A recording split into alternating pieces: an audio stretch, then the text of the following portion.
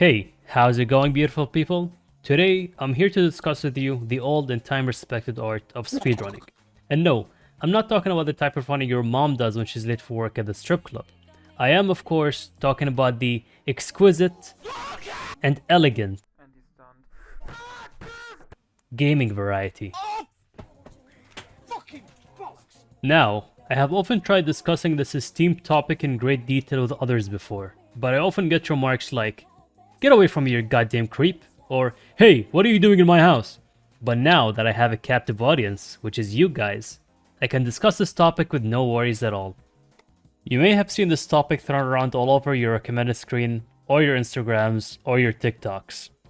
People beating Halo in less than an hour. Red Dead Redemption 2 in less than 5 hours. And wait, what? Hentai games? And Flash games? Wait, guys, this isn't even a game anymore. Now, you might have come across speedrunning from some, well, let's say, regretful sources.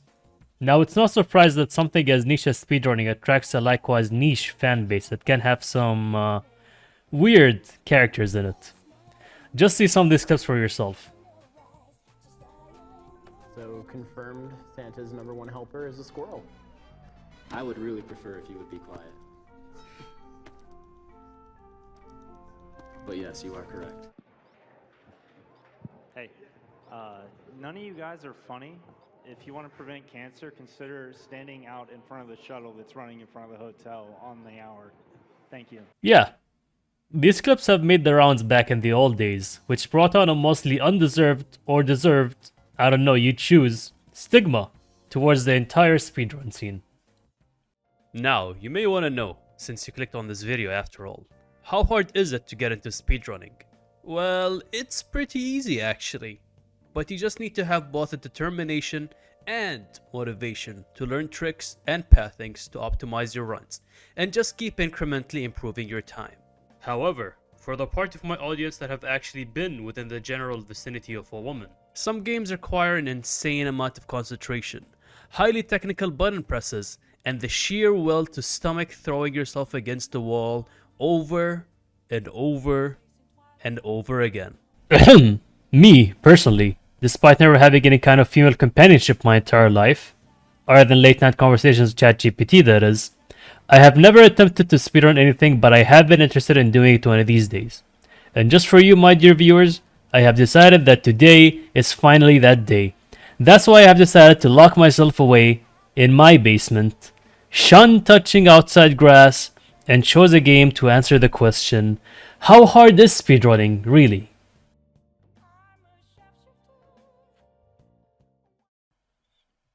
So, for the purposes of this video, I have chosen Outlast, a horror game released in 2013.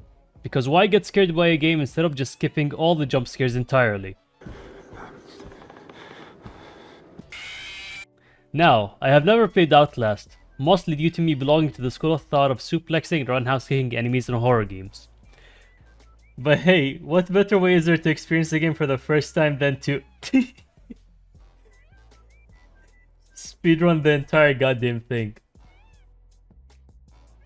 Now, Outlast is one of the easier games to speedrun, well, at least according to the internet, as it can be speedrun fairly quickly while not having many skips to learn or inputs that are too technical. My goal of speedrunning Outlast is to replicate the tricks used by the pros to beat the game as fast as I can. Now look, I ain't trying to actually contend for the world record here, so if I do take any shortcuts then please take it easy on me.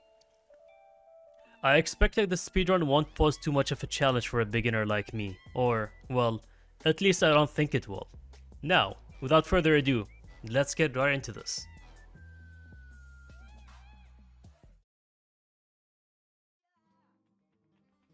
First, you start off by driving to this abandoned asylum, and you play as what I'm guessing is a man named Press? Kind of a weird name, but I don't know.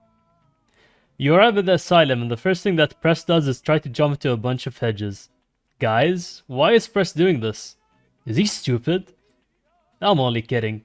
Timing this jump right allows us to skip over 90% of the game and takes us to the final set of rooms. Now, here comes the only hard part with this speedrun really. You have to slide over the demonetization table until you get stuck in the props, as you can see by the character's hand. After that, you need to teleport your character by pressing up against this wall like a captured civilian in World War II. Then, I had to follow the small splotch on the wall with my mouse. While walking towards the wall. Any unacceptable condition, and my character has a chance of getting stuck and ending the run, which at this point only costs less than a minute, so it's alright. The run from here on out was pretty easy. There are these two parts up in the speedrun where I had the chance to cut some time. The first one being this part, where I can ride the railings by jumping on them, which can save me 5 seconds. 5 goddamn seconds. No thank you. However, with me being the dunce that I am, I never managed to get this down in any of my runs. Same goes for the next part, where I had to jump on the railings and perform this backwards jump. But, still, being an absolute dunce, I never managed to do this either.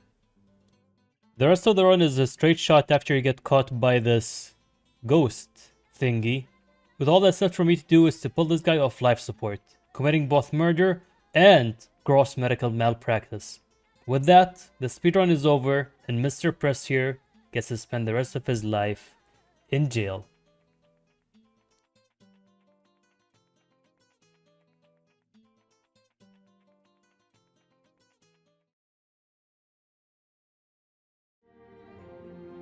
Now that you're at the end of the video, I really want to say that attempting to speedrun a game opened up a sort of third eye for me.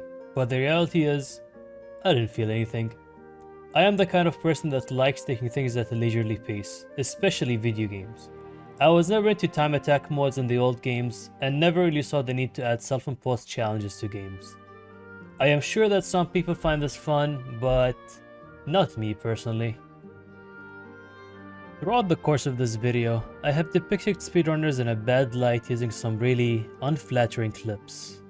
Sure, it can be funny to see someone flying off the handle when messing up a speedrun, but speedrunning is increasingly becoming more mainstream, with more runners amassing mass followers and making a living off doing what they love.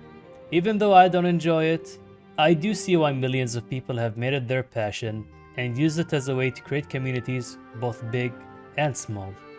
So hey, at the end of the day, who are we to berate someone for doing what they love? Isn't our purpose in life to find things we like and share it with others?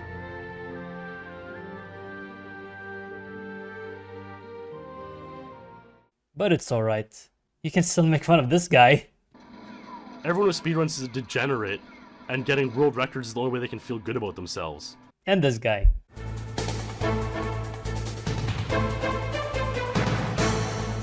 And this guy. Do you see them go out of their way to get in my way? Look at them.